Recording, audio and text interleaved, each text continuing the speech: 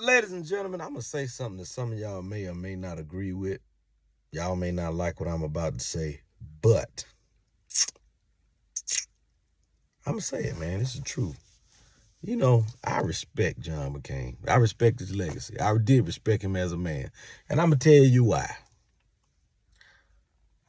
It takes a hellified man, a man of some solid integrity, to defend somebody while you're running against them, while you're competing with them, but you also defend them. That says a lot about a man. I'm talking about when he was running against President Barack Obama for the presidency, you know what I mean? The very first time.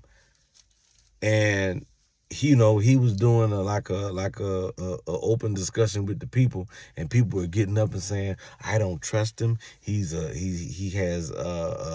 terrorist. He's from the nation of Israel. They were saying all kinds of stuff about it. It just wasn't true.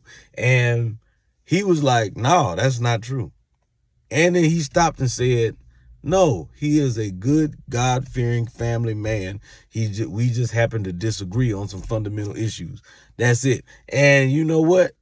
You got to respect somebody like that, because as we see nowadays, there are people who will allow other people to think all kind of stuff. He said, even though I know you don't want to hear that, even though I know that you want to classify this man as a terrorist, to say that he has connections to certain enemies of this country and all that. No, that is not true. I know who this man is. I respect him. We just disagree on certain things. And I happen to be running against him for the presidency. That's it.